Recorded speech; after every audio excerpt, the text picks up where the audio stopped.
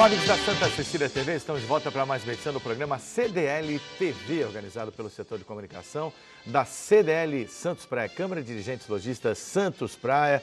Nosso trabalho de aproximação para debater temas de interesse da comunidade continua já há um longo período. É uma satisfação ter você conosco na nossa audiência.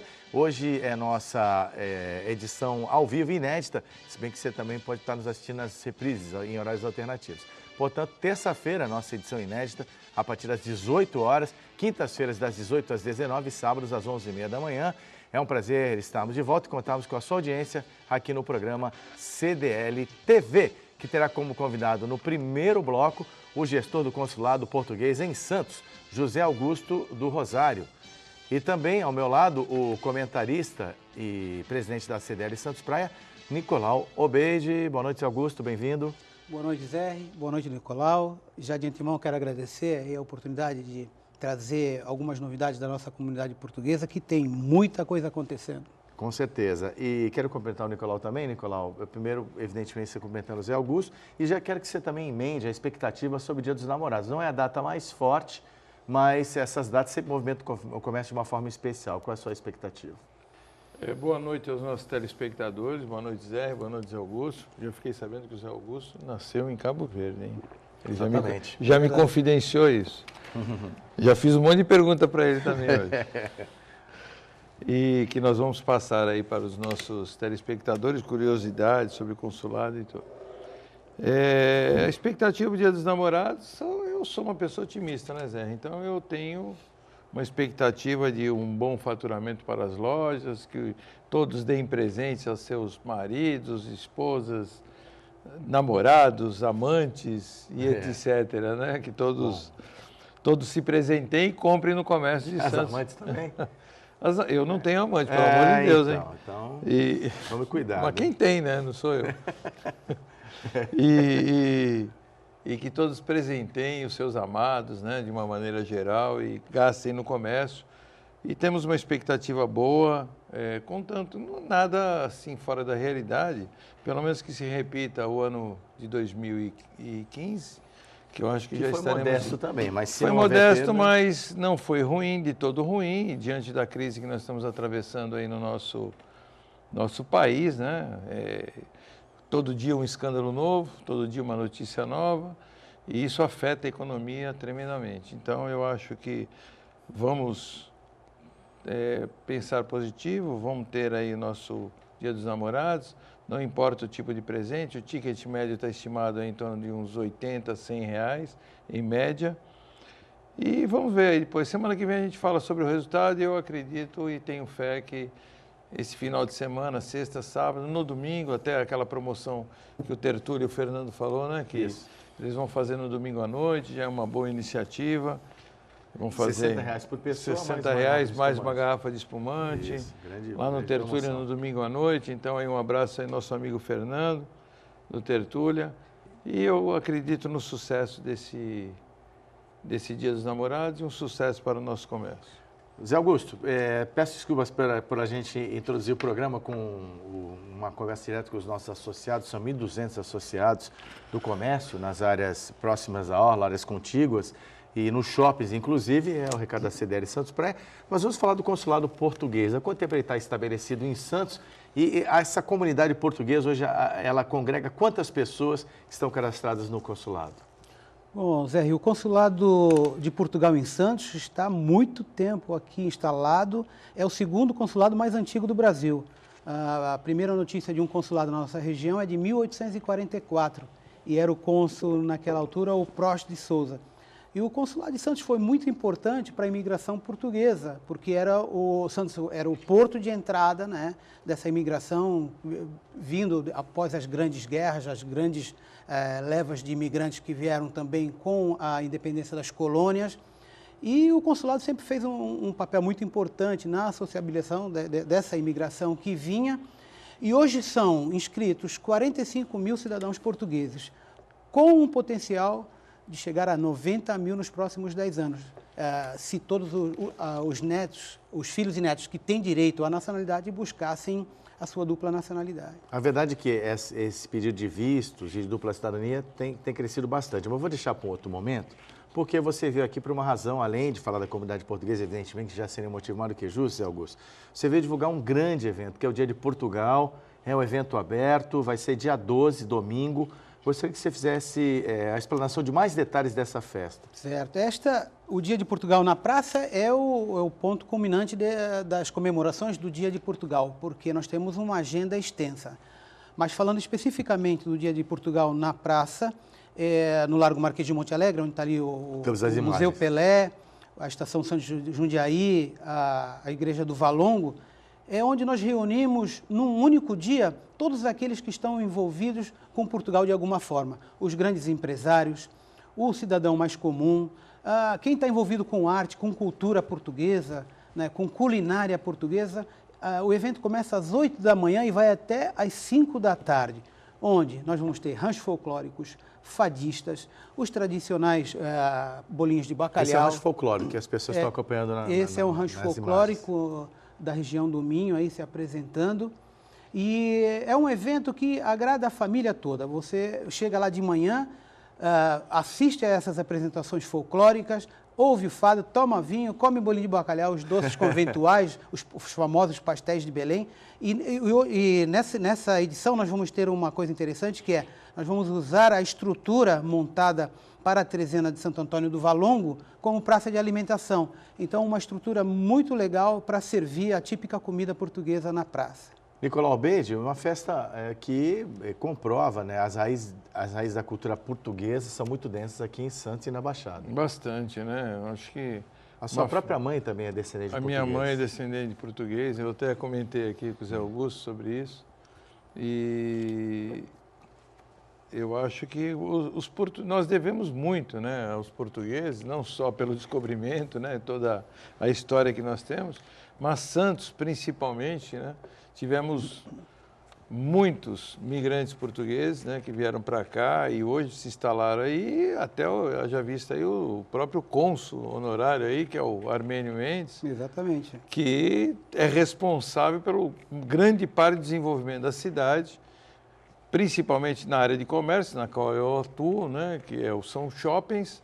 Construiu aqui, no Gonzaga, construiu um shopping, é dono de 3 hotéis, um shopping na Ponta da Praia e vários outros empreendimentos que ele fez. Então, é um português que chegou aqui para crescer dentro do nosso país e cresceu, desenvolveu e trouxe muitos benefícios para a gente, como até outros portugueses que são inúmeros, né, que nós sempre tivemos aqui em Santos e sempre fizeram parte do nosso dia a dia. Ô Zé Augusto, o importante é você explicar um pouco dessas raízes culturais. Hoje, como atuamos em conjunto lá na Portuguesa Santista, não é? Você na área da direção financeira, eu na comunicação, e o Nicolau também sempre foi um simpatizante da Portuguesa Santista, todo mundo adora a portuguesa, né? Eu pude ter um pequeno entendimento e perceber a emoção dos portugueses e os descendentes quando essas apresentações acontecem, como os ranchos folclóricos, o fado. É como se estivesse revivendo o ambiente de Portugal. A intenção é justamente essa, não é? A emoção é muito grande. Aquela vida das aldeias, ela é muito presente até nos grandes centros de Portugal, não é verdade? Essas festas são muito tradicionais em Portugal, né? As aldeias fazem cada uma a sua festa do seu santo e a nossa comunidade está muito envolvida com esse tipo de situação. E não são só os imigrantes que vieram, já os filhos e netos também continuam participando dessa situação do folclore, dessa situação da cultura, e eles têm vontade de voltar a Portugal, rever e resgatar raízes, procurar saber onde os avós nasceram. É uma coisa que passa de pai para filho. E é assim, Zé, não há como se negar a participação de Portugal e dos portugueses no desenvolvimento do povo santista. Isso você vê na arquitetura, isso você vê no comportamento, isso você vê na culinária. E a nossa preocupação é, através desses eventos, continuar mantendo forte as ligações com Portugal. Agora, Zé Augusto, a festa é franca, é uma festa aberta, não precisa ser da comunidade, as pessoas que quiserem aproveitar um dia com danças e manifestações culturais e doces típicos, não é só comparecer, não é, no domingo? É totalmente aberta. É um evento em praça pública. O único requisito é que, se puder, vá com uma indumentária, um traje nas cores verde e vermelho, né, que lembram as cores de Portugal, que é para dar um colorido mais interessante para esse evento. Agora vamos falar das atividades do... Olha só que beleza as imagens. Olha só, é um cenário aí da Igreja do Valongo, não é? Agora eu te pergunto, por que esse local especialmente? Por causa da presença da igreja, enfim, né? Além de ser um lugar muito bonito. A arquitetura é muito bonita, sim, né? Sem dúvida, olha só que maravilha. Nós já tivemos outras edições, essa já é a 7ª edição. As edições até a 5ª edição foi na Praça Mauá. E quando começou a reforma da Praça Mauá, nos foi oferecido pela Prefeitura essa região, o Largo Marquês de Monte Alegre. E nós nos demos tão bem nesse espaço, onde tem uma arquitetura a favor, onde tem é mais aconchegante, é mais intimista, né? E a população que participou desse evento achou e preferiu que deveria ser ali, né? Continuar ali. Então, nós, em acordo com a Secretaria de Turismo, solicitamos que fosse feito e continuasse sendo feito ali no Largo Marquês de Monte Alegre, que vai ser um pedaço de Portugal no domingo, dia 12. Agora, voltando... O dia 10 de junho é a data mais comemorada, né? Dia 10 de junho é quando se comemora o Dia de Portugal, de Camões e das comunidades portuguesas. Então, uma das maiores datas... É o que corresponde ao nosso 7 de setembro, é o Dia da Pátria, né? É o dia em que faleceu o Camões, e nesse dia se comemora o Dia de Portugal. Agora, só uma dúvida, o Nicolau já adiantou, você nasceu em Cabo Verde, aí morou em Portugal e depois veio aqui para Santos? Não, eu imigrei direto para o Brasil. Eu cheguei aqui em abril de 63, mas no período que eu nasci, Cabo Verde ainda era colônia de Portugal. Você chegou aqui no Brasil? Eu cheguei aos 3 anos, sua idade, né? Aos 3 anos de idade. E interessante que aos 13 anos eu fui trabalhar no consulado de Portugal como cidadão português. E trabalhei no consulado até o ano de 76, quando houve a independência de Cabo Verde. Com a independência, eu perdi a nacionalidade portuguesa, então me transformei em um cidadão cabo-verdiano, que mantive até 2009, quando me naturalizei brasileiro. Hoje eu tenho dupla nacionalidade, brasileiro e cabo-verdiano, mas já estou trabalhando no processo de reaquisição da nacionalidade portuguesa. Muita gente tem procurado a nacionalidade portuguesa e a dupla cidadania, que na verdade são duas coisas que requer procedimentos diferentes, são 2 vistos diferentes, é isso? Na verdade, funciona assim. A dupla nacionalidade é o processo onde o cidadão que é descendente tem direito à nacionalidade portuguesa pela descendência. Então, ele vai ao consulado, monta o seu processo e a ele é atribuída a nacionalidade portuguesa. E a outra condição o cidadão é neto, ele não tem direito, mas existe um caminho dentro da lei que abre a possibilidade dele adquirir a nacionalidade. Então, é a aquisição da nacionalidade. Para netos, por exemplo, existe uma lei hoje que só lhe dá a nacionalidade a partir de hoje para frente, daqui para frente. Ou seja, se ele tem filhos antes da atribuição da nacionalidade, esses filhos não teriam direito. A nova lei, que foi aprovada em 29 de maio do ano passado, ela dá direito à nacionalidade desde o nascimento. Portanto, se essa pessoa conseguir a nacionalidade, os filhos que ele teve nesse período também vão ter direito à dupla nacionalidade. Agora, mas já foi regulamentada essa lei? A única questão é essa.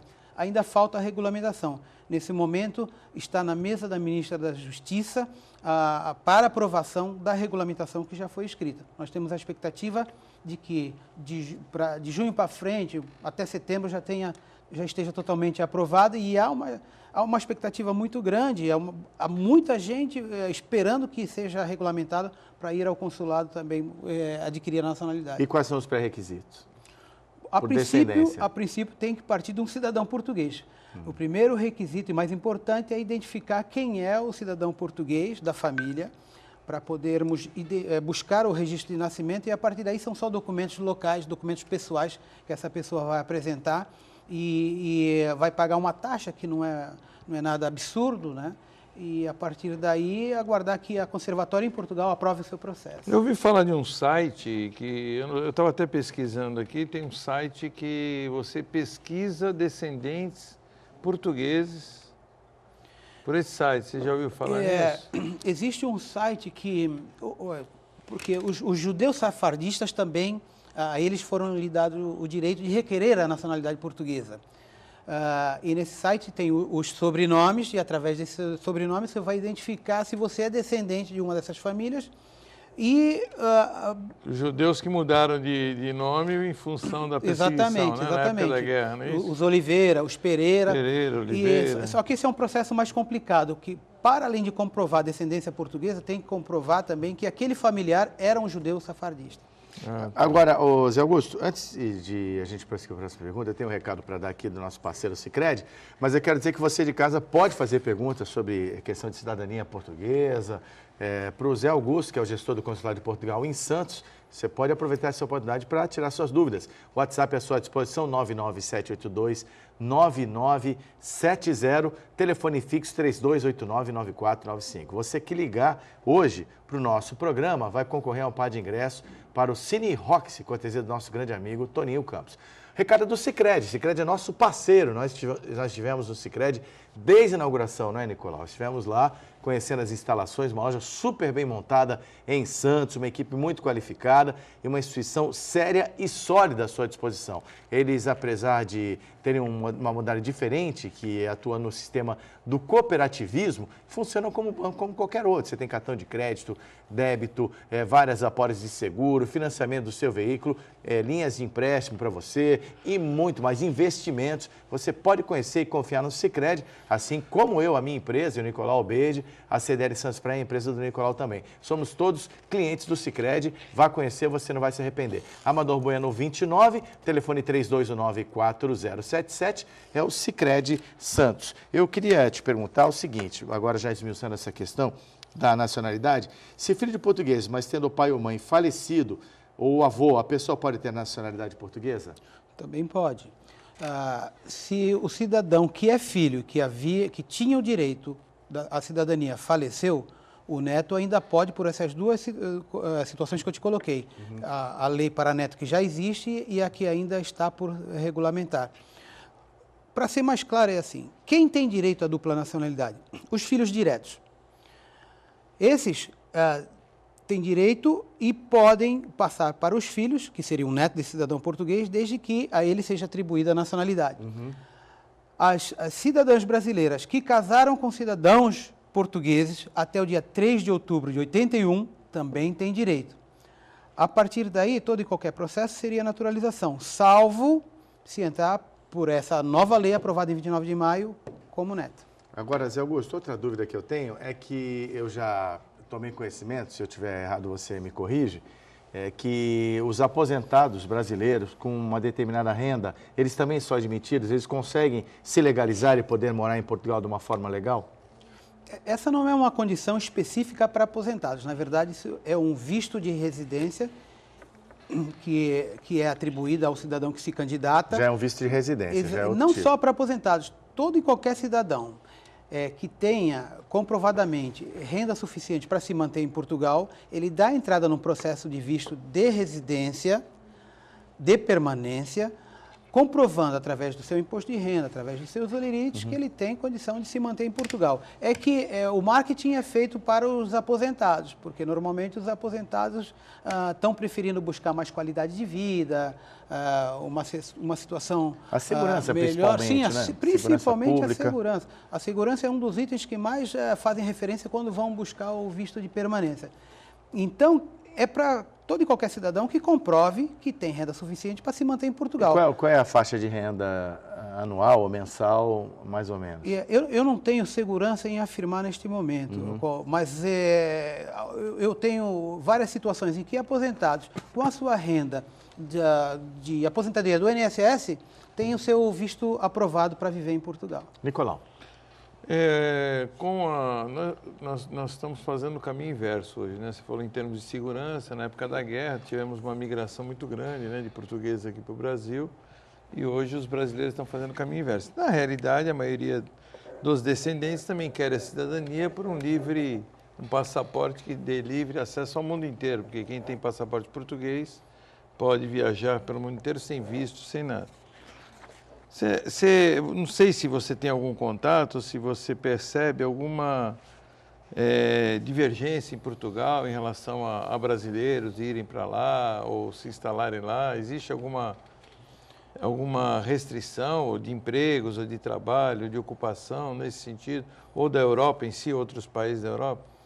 Nesse momento, falando especificamente de Portugal, Portugal está muito aberto para receber brasileiros com qualificação, porque durante o período de crise de Portugal, que começou em 2009, e nesse momento começamos a sair da crise, muitos emigraram, muitos portugueses emigraram. Cerca de 250 mil portugueses saíram de Portugal para ir prestar serviço na França, na Holanda, na Alemanha. E hoje Portugal precisa desse contingente de volta para retomar o crescimento. Então, eles estão muito abertos aos investidores brasileiros, aos profissionais qualificados que queiram ir lá trabalhar. As universidades estão vindo a cada 6 meses aqui fazer propaganda, e as principais universidades, a do Porto, a de Lisboa e a de Coimbra, tentando levar estudantes brasileiros para fazerem a universidade ali. E também, de uma forma, vamos dizer, mais comercial, esses aposentados de pessoas que tenham renda, exatamente para contribuir com o seu rendimento em Portugal. Então, está muito fácil. Você fala de Coimbra. Coimbra sempre foi uma faculdade de medicina muito procurada por brasileiros e pelo mundo inteiro, né? Uma faculdade famosíssima de Coimbra. É uma das mais tradicionais da Europa e está totalmente aberta para aqueles que queiram ir lá cursar. Através do site eles fazem a inscrição, estão inclusive aceitando as notas do Enem. É mesmo? Está muito fácil estudar em Portugal. Mas são vários os motivos pelos quais os brasileiros e os descendentes de cidadãos brasileiros estão buscando Portugal. Exatamente pela situação de crise, como tu mencionou no início do programa, para estudar nas universidades e para ter mais segurança e qualidade de vida. O Carlos Martins, nosso ouvinte, obrigado, Carlos. Tem uma pergunta para você, Zé Augusto. Ele quer saber o seguinte: como ele pode fazer para conseguir os registros dos avós dele que nasceram em Portugal e foram criados lá? Ele não tem mais acesso a isso. Como ele faria? Carlos, o consulado pode te ajudar nesse sentido. Nós precisamos de algumas informações como referência, né, para saber onde buscar. Se você tiver o nome, a filiação, a data de nascimento e o local exato onde os teus avós nasceram, nós podemos fazer um contato com a conservatória ou com o arquivo distrital em Portugal e tentar localizar esse registro. Basta procurar o consulado e a gente tenta ajudar. Outra coisa também que é importante, acho que vale esclarecer, há empresas credenciadas pelo Consulado de Portugal ou embaixada para fazer esse tipo de serviço, para intermediar, porque para os Estados Unidos você tem despachantes que fazem isso. Existe esse tipo de convênio? Há empresas que realmente têm um aval do governo português para isso? Não. O consulado não avaliza nenhuma espécie de despachante ou de empresa, até porque o serviço consular foi totalmente desburocratizado, está totalmente informatizado, está muito fácil tratar de assuntos consulares em todos os consulados de Portugal no mundo. Existe um sistema que se chama SIRIC hoje, que facilita de sobremaneira a viabilização dos processos, seja de documentação de viagem, de notariado, de dupla nacionalidade. Então, não existe nenhum convênio com nenhuma empresa e nenhum despachante. Agora, outra pergunta também, você detentor de um passaporte, você tem livre acesso na Europa, né? Você é um cidadão comunitário e, por isso, nos Estados Unidos você também não precisaria mais de visto para entrar no país? Portando o passaporte da Comunidade Europeia, você não precisa de visto para entrar nos Estados Unidos. Basta fazer um registro através do sistema... Em Canadá também, não. Estados Unidos, Canadá, Austrália e mais 50 e tantos países não há necessidade de visto. Para os Estados Unidos, você precisa só registrar o teu passaporte no sistema que se chama ESTA. Esse sistema é autoexplicativo, você vai preenchendo, paga uma taxa de $17, no final do processo ele te dá uma aprovação, a partir daí você não precisa fazer mais nada. Quando chegar nos Estados Unidos, ele vai verificar no sistema que você está autorizado pelo ESTA e está autorizado. Agora, eu sei que você deve ter um bombardeio aí de perguntas em cima desses documentos, de passaporte, que é o assunto que todo mundo te pergunta. É interessante. Claro. Agora, eu tenho algumas curiosidades, eu sou uma pessoa assim, muito curiosa em relação a palavras, né? Eu sempre tive, eu estive em Portugal e eu fui muito observador da maneira, né, de se falar. E é um português mais clássico, né? Um português mais... E algumas palavras me chamaram a atenção. Por exemplo, que nem eu falei de Coimbra, quando eu estive em Coimbra, nós fomos conhecer uma fábrica de alcatifas. Você não sabe qual que é? Não faço ideia do que seja alcatifas. Eu sei que Portugal tem um vocabulário peculiar, diferente do nosso. Alcatifas são carpetes, tapetes, né? Esta eu não conhecia. Então, você sabe que um escritor que eu gosto muito, Mário Prata, escritor consagrado, ele tem um livro chamado Que Faz Favor, né? Que é justamente esse dicionário, esses falsos cognatos, as palavras no português de Portugal, que não correspondem, né, às palavras aqui do Brasil. Você podia destacar alguma que são os enganos mais comuns? Você possa contar aqui, que tem umas que não pode falar, né? Por exemplo, os jogadores, eles jogam com a camisola. Camisola. Eu, por acaso, tenho 2 camisolas do Benfica, que é meu time de coração lá em Portugal. O gramado é o relvado, né? Relvado. E normalmente, quando você está em alguma fila, você está numa bicha. E quando o sujeito é muito trapalhão, ele é um trafulha. Trafulha também. Trafulha, né? Mas é um vocabulário. E, a despeito de todo o esforço da unificação ortográfica, ainda nós vamos ter situações como essa. Então, porque até para descontrair um pouco, tem amigos que vão a Portugal e o brasileiro, ele fala muito no sentido figurado, abreviado. Em Portugal não é assim, né? Não. Então, às vezes, porque, né, por exemplo, ele foi no restaurante, chegou no sábado, aí ele perguntou assim, então, vocês fecham aos domingos? Ele falou, não, domingo fechado já está. Fechamos no sábado e abrimos na segunda-feira, né? E o outro que falou assim, por favor, eu gostaria de ir para Cascais. Aí ele falou, pois vá. Não perguntou nada. Eu sei uma que eu até vi que o sujeito ficou bravo. Perguntou, tipo assim, bravo, né? aquela coisa comum que tem aqui, você tem açúcar? Né? Você chega na casa do vizinho e fala assim, você tem açúcar? Ele fala, tenho. Né? Então, assim, o português ele tem muito essa expressão diferente da gente no sentido que nós do figurado, né? É bem diferente. É fato. E uma das situações que eu percebo mais de diferença entre o português do Brasil e o português de Portugal é que nós usamos muito o gerúndio, né? Eu estou fazendo, em Portugal eu estou a fazer. É verdade, é diferente a regência. Agora, para finalizar, Zé Augusto, você falou que hoje há necessidade de mão de obra, existem profissões que estão mais em oferta em Portugal, faixa etária, você tem um desenho mais ou menos disso? O que está se precisando mais em Portugal hoje? Portugal consome muita mão de obra brasileira no que eles chamam de restauração, que é na área de alimentação, e para as mulheres na área da beleza, salão de beleza, cosmética e manicures, mas também tem o pessoal mais qualificado na área da informática, consome muita gente com capacidade nessa área. E há um certo tempo atrás, houve um grande movimento de dentistas, que havia uma carência grande de dentistas em Portugal, né? Muitos brasileiros foram para lá. Como é que está essa situação agora?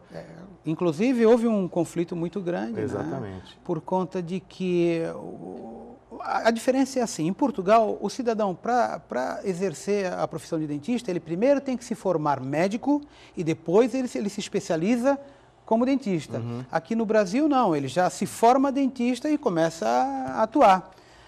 E a competição, então, ficava desigual, porque o brasileiro chegava lá só com a formação de dentista e aquele cidadão português que fez medicina e fez odontologia também tinha que competir em pé de igualdade. Né? Exatamente. Por isso é que houve aquela situação. Mas, ainda assim, na área da medicina, há algum pé atrás com relação aos profissionais brasileiros. Agora, para encerrar, Zé Augusto, agradecendo demais a sua presença, eu só quero que você refaça o convite para o domingo, dia 12, e também tem outros eventos, devido à programação do Dia de Portugal. O dia 10 é o dia mais importante, não é? Sem dúvida. Dia 12 e dia 17 também tem o evento Mendes Convention Center. Fique à vontade para divulgar. Nós vamos ter no dia 10 de junho, na sexta-feira, no Centro Cultural Português, na Rua Amador Bueno, esquina com Martim Afonso, uma sessão solene em comemoração ao Dia de Portugal. Já no dia 12, a festa na praça, e é bom lembrar que este evento é com renda revertida para a escola portuguesa, ou seja, o resultado de todos os produtos vendidos nessa festa serão destinados à escola portuguesa, que atende 110 crianças carentes ali da região do Paquetá, da Vila Nova e do Mercado. Já no dia 17, nós vamos ter um jantar dançante promovido pela dona Celeste Mendes, que é a nossa consuleza, também com renda revertida para a escola portuguesa. Portanto, um caudal aí de eventos, né, para celebrar o Dia de Portugal e também fazer alguma coisa benemerente, né, para a nossa comunidade. Para encerrar, e a mais brilhosa? Bom, a Portuguesa Santista, bem, né? estamos empolgados, sabe que nós estamos lá também trabalhando. Exatamente. Eu sou o diretor financeiro da Portuguesa, estou lá me doando porque nós queremos ver a Portuguesa numa situação melhor. Empolgado sim, porque a Portuguesa vem fazendo um belo campeonato, mas nós temos também que tratar da saúde financeira e manter o clube, que vai completar 100 anos no próximo novembro de 2017. Exatamente, estaremos lá. Agora, para encerrar então, ainda o convite, sábado tem Portuguesa Santista e União Mogi, 15 horas, com cobertura total da Santa Cecília. Zé Augusto, muito obrigado pela sua presença, é um grande evento para você, com certeza prestigiaremos a festa do Dia de Portugal. O CDL TV fica por aqui na sua primeira metade, daqui a pouquinho o cientista político Fernando Chagas conosco.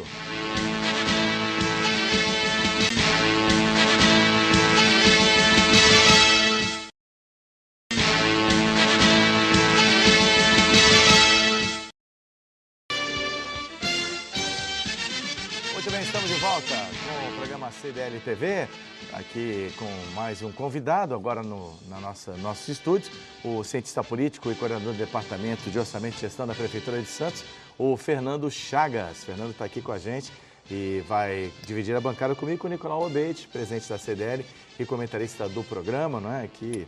A gente aqui matando a nossa sede de informação com você aqui no programa CDL TV. Boa noite, Chagas. Boa noite, olá amigos, um abraço a todos, em especial aos telespectadores. Bom, o Nicolau Obeide continua conosco, o Chagas sempre presente, né? Como cientista político e também um gestor público aqui de Santos. Teremos vários assuntos a entabular com ele aqui no programa. O Chagas é amigo da casa, está sempre com a gente. E eu estou assim, sempre convivendo aqui com Chagas genérico. Faz tempo, né, Guilherme? Eu vou cobrar royalties. Você vai cobrar, isso aí é uma brincadeira que nós temos aí desde a rádio. É verdade, verdade. Bom, então é isso aí. Vamos falar aí de assuntos da economia da cidade e do Brasil. Exatamente. E o ouvinte também pode interagir conosco, WhatsApp 997829970, telefone fixo 3289-9495 à sua disposição. Ao final do programa, o par de ingressos do Cine Rock será sorteado com a cortesia do nosso grande amigo, o Toninho Campos. Chagas, cenário de Brasília, a iminente cassação do presidente da Câmara, Eduardo Cunha, e hoje nós somos surpreendidos, né? O Brasil se surpreendeu, até o ministro do STF, Gilmar Mendes, reclamou um pouco desse vazamento, né?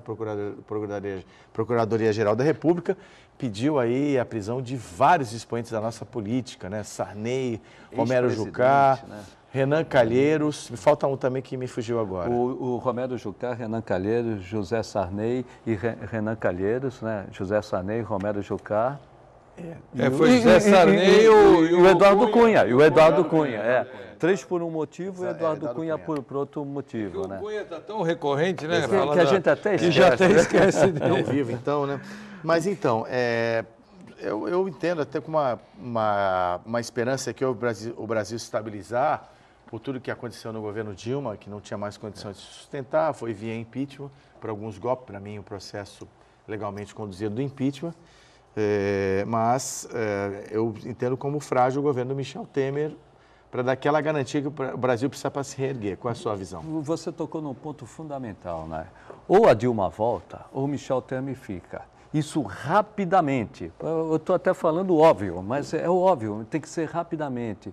E se nós não temos condições de aguentar 180 dias nessa incerteza, isso acaba provocando uma insegurança jurídica e também uma instabilidade econômica. Então, quanto mais rápido for a decisão do impeachment, ou volta a Dilma ou fica o Michel Temer. Eu não vejo hoje condições da presidente Dilma voltar, porque se ela voltar, ela não tem sustentabilidade política e economicamente ela vai provocar não uma recessão que nós já vivemos. Você acredita nessa possibilidade? Mínima, eu não acredito. Até eu acho que ninguém, eu acho que nem ela acredita. Ela acredita. O pior é que ela acredita. Ela acha que, como o Zé falou, é realmente um governo frágil, improvisado, tem cometido uma série de erros.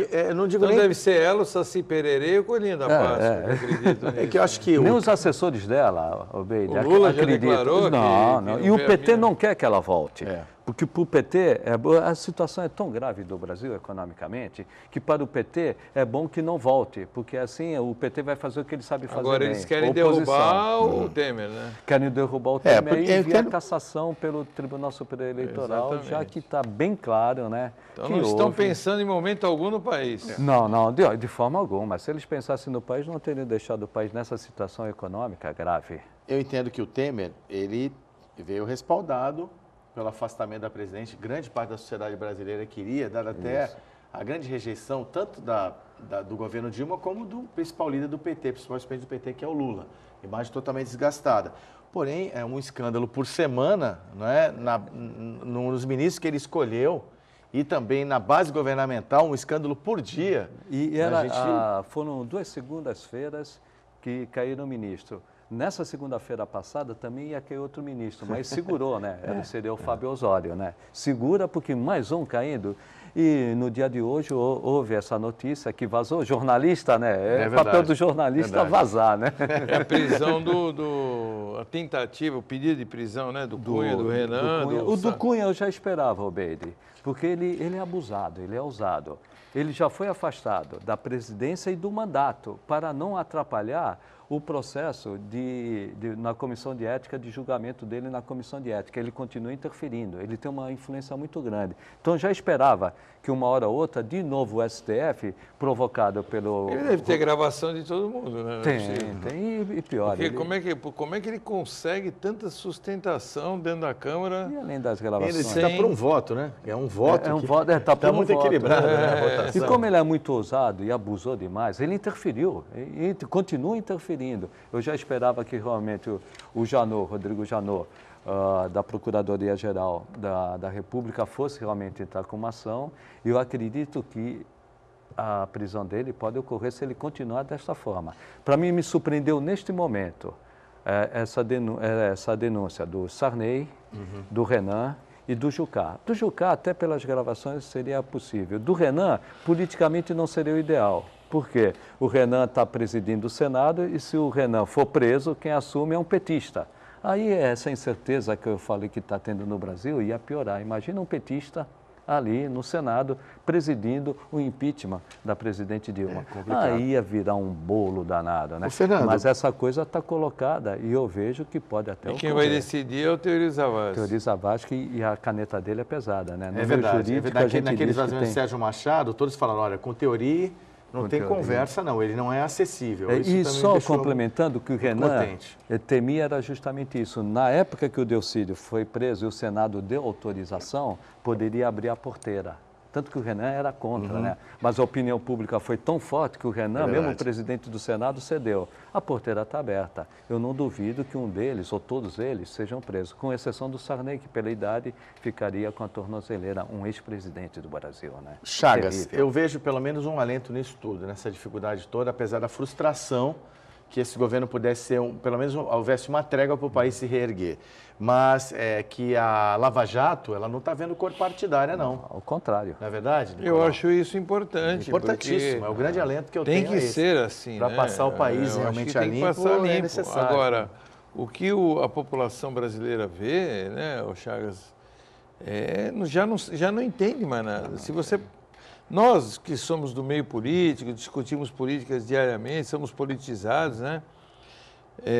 Já ficamos confusos de vez em quando. Você imagina a população como um todo. Não entende, porque na cabeça da população a gente até entende e eu percebia que ele ia seguir essa direção. De um lado, ele ia pôr nomes notáveis na economia, técnicos na economia. Do outro lado, ele ia ser pragmático, ele ia fechar com os partidos políticos para dar sustentação política nesse momento, pelo menos nesse momento de transição, que ele não tem a garantia de permanecer no poder. Então, para a população é muito difícil. Como que ele está mudando o país e ele chama para o governo o Jucá? Na cabeça da população não cabe isso. Se o Jucá... não cabe ele nem outros envolvidos, né? Outros com nomes citados na Lava Jato. Como ele chamou? Não precisa ser réu, Não precisa ser foi citado. Foi citado. Evita esse cara. Que é isso que a população quer. Então, mas ele teve problema com a costura. Com a costura política. Se ele não faz essa costura política... Ele não conseguiria se manter. Se ele não fosse pragmático, ele não conseguiria se manter, Obeide. Por outro lado, eu blindo a economia com nomes notáveis, técnicos, muito bons. Mas esse, pelo menos, estão preservados. Estão preservados. Agora, por outro lado, eu tenho que negociar com o Senado, porque eu sou refém do Senado. O Senado vai decidir se eu continuo ou se eu não continuo. Então, ele teve que fazer essa manobra política para manter o mínimo de sustentação. Como aquele ministro da Transparência, que era nitidamente homem do Renan. Isso, o Fabiano. Fabiano, que depois também virou ministro da opacidade, né? Que, pelo amor de Deus, né? O cara envolvido também. O Osório Medina, que insistiu que queria viajar para Curitiba com o avião da FAB, mesmo contrariando a ordem da Casa Civil. Então, nós estamos vendo as mesmas mazelas. Agora, me fala uma coisa, o Lula, quietinho, você não está achando ele muito quietinho nessa história toda? Toda vez que o Lula tem um problema muito grave, ele se esconde, ele foge, né? Ele fugiu da mídia. Eu vi recentemente que ele está com medo de ser preso. Está com medo, tá. Eu também estaria no lugar dele. A possibilidade, muita gente com medo de ser preso. A possibilidade do Lula ser preso é muito grande. Eu acredito até que estão esperando o melhor momento.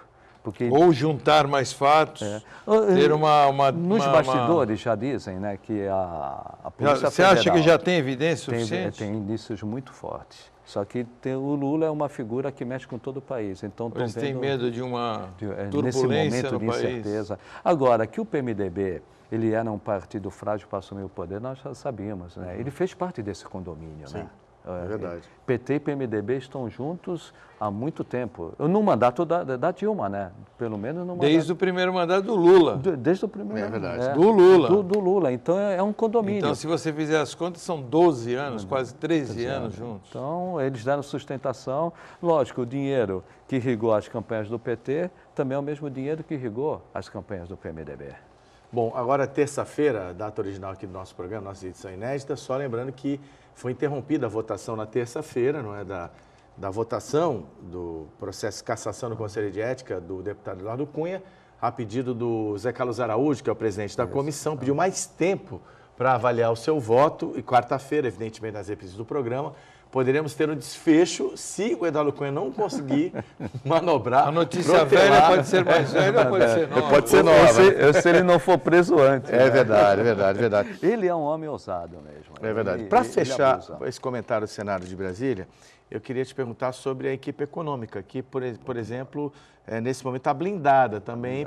Pelo menos, né, a equipe comandada pelo Henrique Meirelles montou um time no Banco Central, no BNDES, parece que montou um time de muita qualidade, pelo menos isso, né, Charles? Na economia são nomes notáveis, vou repetir, né? São nomes muito bons. Henrique Meirelles e também Ilan Godfrey, presidente, que foi indicado para ser presidente do Banco Central, um economista da mais alta capacidade. Agora, a economia ela precisa de medidas a curto e a longo prazos, que realmente são impopulares e eu não sei, e severas. Eu não sei se isso passa no Congresso, no governo. Mas ele tem o Temer ele tem uma oportunidade ímpar de fazer isso, porque ele não é candidato à reeleição. Não, nem pode. Ele não foi eleito praticamente porque ele é interino.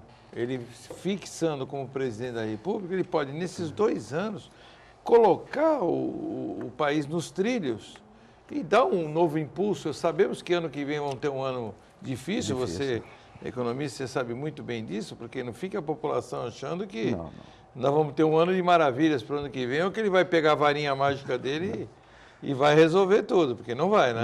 Não vai. Então, eu acho que ele tem uma oportunidade ímpar de fazer. A minha preocupação é que com esse governo improvisado e frágil, você usou a palavra certa, frágil, a apresentar essas medidas severas e impopulares para o Congresso aprovar em ano de eleição municipal. Por exemplo, vai mexer na Previdência? Não vai mexer na Previdência, que é a longo prazo. Mas vai mexer nos cortes de gastos. O que o Meirelles propôs? Só vai subir a despesa na medida da inflação. Quando se fala isso... É a limitação de gastos. Que é a alimentação de gastos. A limitação de gastos vai gastar menos na saúde, vai gastar menos na educação. Imagina apresentar isso para o Congresso.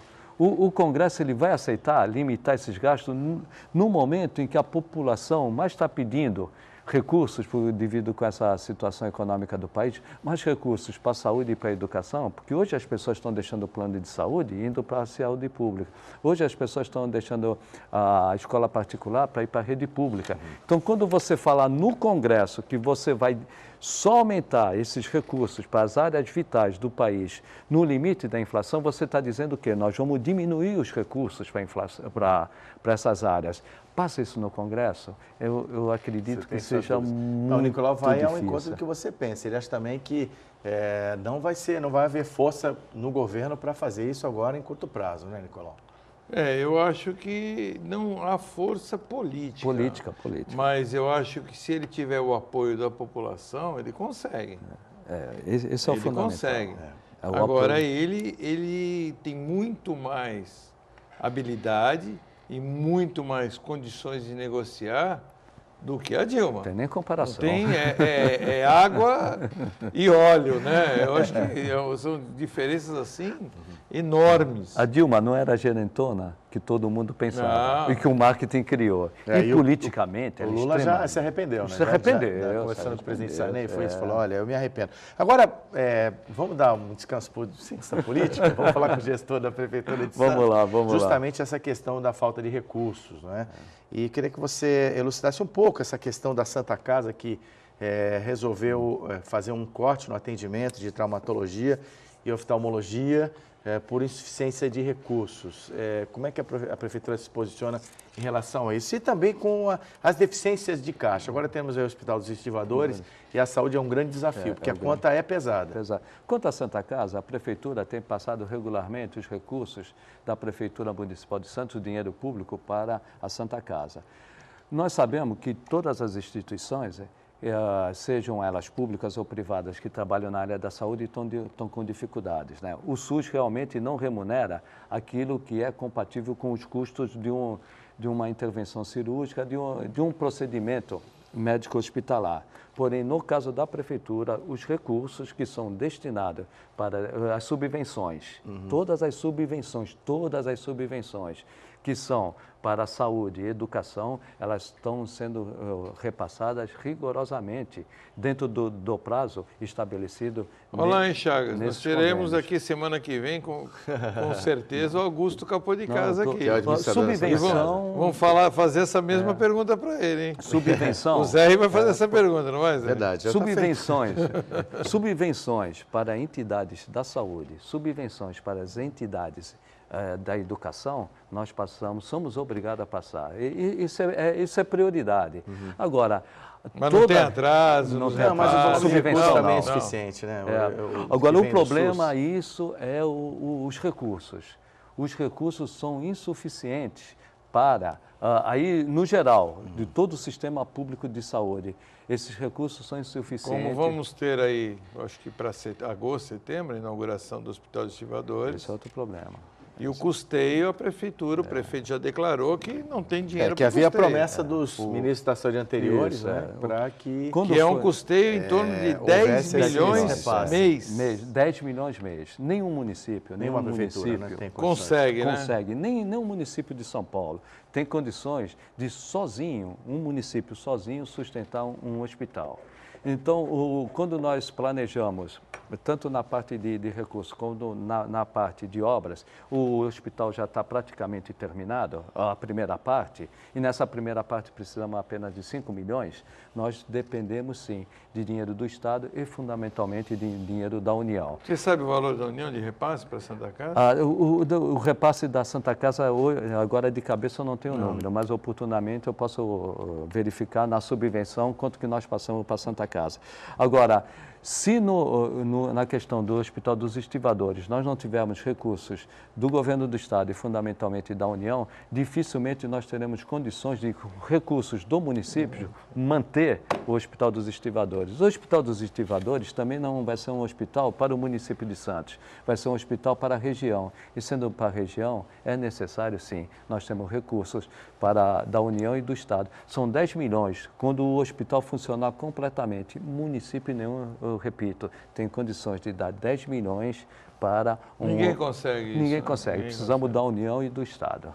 Deixa eu dar um recado da Blanche Moda em Branco. É a Blanche Moda em Branco para você que trabalha nas profissões que exigem as roupas brancas, baseadas em muita qualidade, normas técnicas que você pode utilizar, mas nem por isso você vai deixar de ter uma peça bonita, uma peça de moda, com várias características, muita variedade de calças, blusas, jalecos com os melhores tecidos, sapatos adaptados às normas técnicas que as profissões de saúde exigem. Tudo isso você vai encontrar na Blanche. Inclusive, nós encontramos vários estudantes aqui de odontologia, fisioterapia na Unisanta, sempre de branco, podem também visitar a Blanche, uma loja muito bem montada, com excelente atendimento em variedade e preço. Custo-benefício é ótimo lá na Blanche, que você pode frequentar. A Blanche Moda em Branco fica no Supercentro Boqueirão, lojas 93 e 94, sempre agradável Supercentro Boqueirão. Você vai virar cliente da Blanche, eu tenho certeza, você vai encontrar tudo que você precisa. Jalecos, então, nem se fala, uma variedade incrível.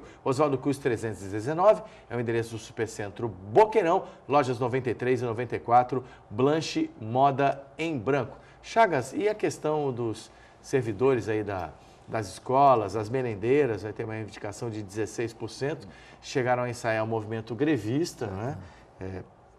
A Justiça declarou esse movimento ilegal, mas como é que está essa negociação? Eu sei que não é você que cuida disso diretamente. Não, de uma certa forma, sim. Pelo aspecto orçamentário, é inviável hoje qualquer aumento para qualquer categoria da Prefeitura Municipal de Santos, acredito, de qualquer município do Brasil. O prefeito de Santos, Paulo Alexandre Barbosa, deu um aumento este ano de 11%, quando a inflação foi 10,67%. Ele deu um aumento real, deu a inflação e deu um aumento real. Então, o compromisso do prefeito Paulo Alexandre Barbosa com os servidores, isso o prefeito foi muito claro, é manter o poder aquisitivo do servidor público. 11%, quando todas as categorias estão tendo aumento abaixo da inflação. Então, com 11%, nós fizemos isso para contentar todas as categorias. Pode não ser suficiente, mas tem que considerar que é um aumento na média acima da média. Né? A inflação foi 10,67%. Será que alguma outra categoria na sua database teve um reajuste? 11%. A realidade, né, Chaga, nós sabemos que a inflação na parte de alimentação, a inflação na parte de moradia foi muito superior a isso. A média, moradia talvez não, porque está havendo uma queda, nós percebemos que há uma queda nos Mas a habitação não, de uma forma geral. Mas a alimentação principalmente, energia os custos, energia Agora, elétrica. nós usamos o mesmo critério, que é o IPCA. O IPCA corrige todos os tributos municipais. E com base no IPCA, nós também demos um aumento ao servidor. Hoje, Obeide, o meu departamento de orçamento, ele não tem margem nenhuma para dar, neste momento, aumento para qualquer categoria do município. Só para você... Você saberia dizer, porque outro dia nós falamos sobre isso, e houve uma discussão sobre os valores. O salário inicial de uma merendeira, você sabe me dizer? De cabeça não tem. Mas ultrapassa, me falaram um número que é inicial de R$ 1.450. Agora tem o salário base do servidor público municipal, ele pode até parecer baixo. Mas ele tem. Não é baixo, ele tem. Porque qual é o nível de uma merendeira? Não tenho. Acho que... Não tenho ideia do nível dela. Isso seria mais a gestão que cuida, né? Eu cuido mais da parte orçamentária. Mas não é nível universitário? Não é nível universitário. Não é nível... Não, o que eu digo é nível que nós chamamos... Não, o nível que eu estou dizendo é nível de... Não, é fundamental. Graduação. Graduação fundamental. Fundamental. O nível, que nós temos níveis, né? Porque nós temos hoje salário dentro do comércio, se nós formos olhar a realidade, o piso salarial do comércio é R$ 1.143. Mas o funcionário, ele não recebe a base. Ele tem uma série de vantagens. E dentro da prefeitura, além da estabilidade, ele tem uma série de outros benefícios, né, que ele recebe. Quando eu falei de nível, né, nós temos letras, né? L, M, N. Independentemente de quanto ganhe, todos eles... A cada 5 anos tem um quinquênio. Tem quinquênio. Todos eles têm um aumento no seu, que a gente chama de seus vencimentos, que são o salário. E o salário hoje da Prefeitura Municipal de Santos, nos últimos anos, tem tido aumento real. Então, mesmo com a recessão, o salário do servidor público, além da estabilidade, é um salário relativamente bom. Agora, Chagas, outra questão para esclarecer, você já deve ter respondido isso milhares de vezes, mas a questão do pagamento de RPA para avulsos, que as pessoas chamam popularmente de chequinho. Agora houve um contingenciamento importante na prefeitura. O que dizem é o seguinte, que você tem um vínculo permanente que aí gera uma ilegalidade, porque você, na verdade, está contratando as pessoas que têm não uma prestação de serviço temporária. Então, há muito tempo na prefeitura. O que você poderia acrescentar sobre isso? Primeiro, não é chequinho. A gente não paga nada com chequinho. Não existe. Não existe. Não, mas sabe que isso prova? Que isso vem de há muito tempo. Antigamente você tempo. pagava o prestador avulso com um cheque. Com cheque, não tem mais cheque. É TED, né? Transmissão de documento. Transferência de documento eletrônico. Transferência tem que abrir uma conta, tem que ter uma conta no banco. Então não tem cheque que a gente entregue para o funcionário. Na realidade, eu recebo pagamento de autônomo. Aqueles serviços eventuais, temporários, circunstanciais, momentâneos, que a prefeitura precisa em caso de urgência, nós não é nem contratamos, utilizamos, não tem contrato, utilizamos o mão de obra operária, normalmente é operacional. Operacional para fazer um serviço eventual. Agente da dengue, por exemplo? Não, o da dengue tem contratado. Qual é o exemplo, por exemplo? Precisa de... Manutenção de ar-condicionado? Não, vamos dizer, caiu uma barragem no morro. Nós precisamos urgentemente de mão de obra. E nós contratamos esse pessoal operacional para fazer, eventualmente, temporariamente, fazer esse tipo de trabalho. E ele vai receber o correspondente ao trabalho que ele fez temporário. É um trabalho eventual e temporário que a prefeitura paga, não por chequinho, mas depositando os recursos, o dinheiro em sua conta. A conotação é pejorativa. Pejorativa, por isso eu insisto nisso. Né? E eu repito, temporário, são trabalhadores temporários. O que nós utilizamos, sim, mão de obra, que ficam 2 anos, renováveis por mais 2 anos, é a Lei 650, CLT. Ok. Chagas, muito obrigado pela sua presença, pelos esclarecimentos. Até uma próxima oportunidade. Eu que agradeço a oportunidade. Até a próxima. Obrigado a você, Nicolau Beide. Para encerrar o programa, rapidinho, um recado aí do Sicredi Santos, da Sicredi, que estará conosco na semana que vem. Tem todos os serviços de um banco à sua disposição. O Sicredi realmente está à sua disposição ali no centro, na Bador Bueno 29, em Santos. O telefone é o 3219-4077. Tem todos os serviços bancários que você precisar. Tem cartão de crédito, de débito, empréstimos, financiamentos, seguros e muito mais. Sem contar o excelente atendimento lá do Eurico, da Viviane e toda a equipe do Sicredi. Com esse recado especial, vamos terminando a edição de hoje do nosso programa, o CDL TV, que voltará semana que vem. Queria mandar aqui um anúncio do ganhador do Cine Rocks, o Messias Sanfoneiro da Vila Progresso, ganhou o par de ingressos. Entraremos em contato para você retirá-lo na sede da CDL Santos. A todos, muito obrigado pela audiência e até a próxima.